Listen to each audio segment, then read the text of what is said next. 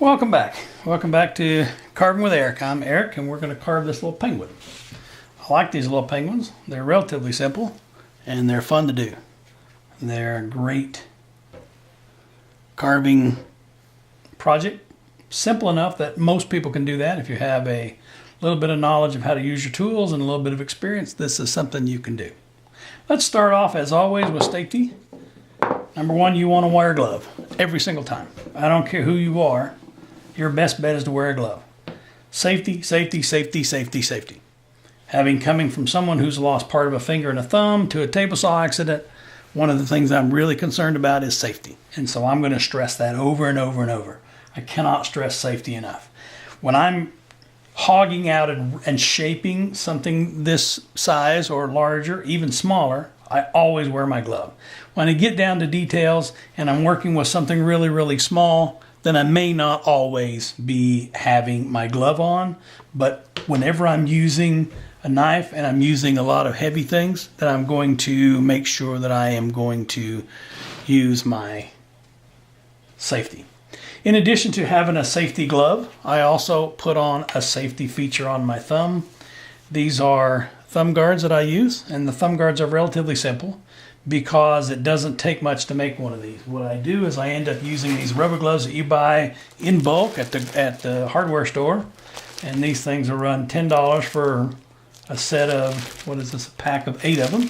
So I get 16 gloves times 5. We're talking 90 tips that I can use. So over the course of spending $10 to get 90 of these, it ends up being what, 9 cents a piece maybe. And then I wrap it with a little bit of vet wrap, and that vet wrap, whether you use Coban or Coflex or any of the number of carving tapes that you use, these things are worth having on. I do the little rubber tips because when I cut the ends of the rubber gloves off, I have more protection. And then I wrap it with some Coflex tape or Coban or whatever brand of horse wrapping you want to use. It just gives me a little bit more protection. I've cut my thumb enough times using those leather ones and using just the wrap itself that I don't really want to do that. I'm not interested in cutting myself anymore. There's just something about cutting yourself that severely cramps your style. So I'm going to make sure that I'm going to do that. The gloves I buy are fairly inexpensive. I think I can buy a couple of these that come as a pair for $10 or $12, $15 off the internet. And they'll last me quite a while, and especially they'll last me a long time if I also do the tips where I have covered them also with the rubber tips and the vet wrap. I sew these on, but I certainly don't have to do that because they're inexpensive enough that I won't go through more than two or three gloves a year. And so for the price that I pay for them, that's well worth the effort that I put into in making sure that I'm going to be safe. And so number one safety part is to remember to wear your safety gear, and number two is to remember where the tip of that knife is at all times. If you don't know where that's at, it's going to go where it wants to, and that's never a good thing. So I'm always going to make sure that I'm taking the time to be cautious and making sure I'm not putting that knife tip where it doesn't belong. Right here I'm using a very nice knife from Dell Stubbs at Pinewood Forge, and I picked this up when I was in North Carolina at John C. Campbell Folk School. I took a class up there with Harley Russell because flat plane and caricature carving are my two favorite things to do, and that's what I do a lot of. As you can tell, as we go along, I'll take big chips off. But I'm using this simple knife because it's a really good one. Anyway, we'll move the glove out of the way. The other thing you want to be aware of and be familiar with is how to make your knife as sharp as you can make it. Because there's nothing more dangerous than to be playing around with tools that are not sharp. You're going to spend more effort, energy trying to push that tool through the wood when it's not sharp, and you're going to hurt yourself. So be very, very careful in how you are using your tools and make sure that you are as sharp as you can be. So what I do is I use, when I'm doing hand sharpening, or hand honing rather, let's get the terms right.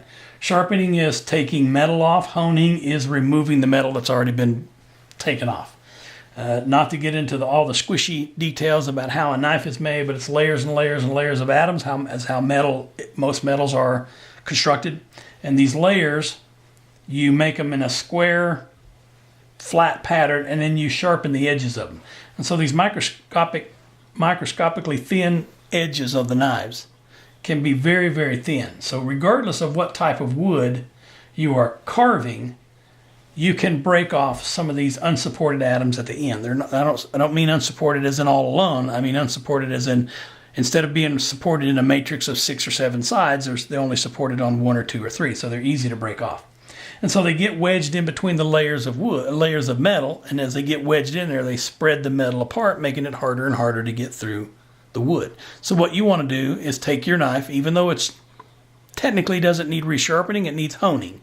Honing is simply the same thing that a barber would have done with his razor and his piece of leather hanging off of his chair. So what you want to do is take that metal and massage it so that you get all those metal pieces that are in between those layers and massage it back to sharpness. So what you do is on these knives, they have a very high bevel, which means the bevel isn't like on your pocket knife this way. The bevel is very narrow. So as it's very narrow, it makes it thinner and it makes it easier to lay back here on the piece of leather. So I use just some honing compound. It doesn't have to be this fine. This is the white stuff, which is probably the finest stuff you can get, although I'm not an expert on compound. Anyway, this is stuff that I picked up and I really like it because it just takes a few little pieces of this on there and then you rub it in. And what I do is lay the knife flat on the blade, of the knife blade flat, so that when I draw it across and it comes along the leather, the compound and the leather serve to remove all the loose metal atoms that are clinging to the end. And you get that what's called a wire edge where you've removed metal. And so I do the same thing on the other side the same number of times. Usually I do it in batches of 4, 8, 12, 16, 20, just so I can keep up with it. And I've lost count, so it really doesn't matter that much. Anyway, I'll do it 8 or 10 times on a side. And then I'll flip it over and I'll do the same thing on the other side, making sure I'm keeping it flat because I do not want to round that bevel over. And then when I carve, what I want to make sure is as I carve, I'm getting as smooth an edge and as smooth a surface as I can get. I do not want a bunch of scratches in there. If I have a lot of scratches in there, it means that I am doing the sharpening or the honing incorrectly. So I'm not sure you can see that very well, but that edge right there is very, very smooth. It actually serves to burnish the wood so that when I go to paint it, it doesn't allow a lot of it to soak in. So in this video, in this project, what we're going to be doing is using a knife primarily. We're also going to use a B tool of some sort, whether it's small or large, medium size. We'll also use a gouge of some sort. It's a possibility that we'll use a fishtail gouge. I really enjoy fishtail gouges because a lot of times what you do when you're carving is your hand gets tired. And you get tired of holding this like this, and your forearm starts to get sore. So the other thing you can do is use a fishtail gouge. It does the same thing, except now I'm using my shoulder instead of my hand. And I like it that way. But anyway, this is the project we're going to use. We're going to do today. Few tools. You don't need that many tools. It doesn't take that many for you to be able to do this. And so I have a pattern here, or a blank here. And if you'll give me a minute, I'll look and see if I can find the pattern for this. But I usually cut a pattern off on 2 sides and don't worry about the front and back, especially on one this small. I've done larger ones where I left the nose sticking out, and I think that's what we're going to be doing as we go along. When in fact, on the next video, I'll switch over to a larger blank so that's easier to see, and we'll use one in which I've cut out the area for leaving the nose longer. It makes it easier to carve this. So again, as all carving, we're going to start with a stop cut. We all know what a stop cut is. If you look at the grain of the wood running this way, what you want to do is stop cut across the grain of the wood. So if you can see the wood grain right there, the stop cut would be across. So for instance, if I was carving out his bow tie, I would put a stop cut right here. And a stop cut is relatively simple. You're making a cut that's fairly parallel to the pieces of the wood. So I'll just push that in there. And then I can use my knife to take off that chip that I just put in for stop cut. That's primarily the cut we're going to be using for outlining the areas. We're going to use a thumb cut or a paring cut. I've heard them called all kinds of names, and so I think names at this point are relatively fluid. So a paring cut, like I'm paring an apple, like I'm peeling an apple, I'm just going to peel off pieces of that wood. And I would do that on this one to do the rounding. So if I want to get this head, regardless of whether I'm doing the top hat penguin or whether I'm doing the Santa hat penguin, I would still round the top of it off. It also serves a couple of things. All these saw marks that tend to get in the way, tend to be ugly and tend to be distracting and annoying. It allows me to cut those off using a paring cut, using a stop cut. Here's the back of the tie holder, the tie. I'm stop cut right in there, and I'm just going to cut off those chips right at that back of that tie that holds it in there.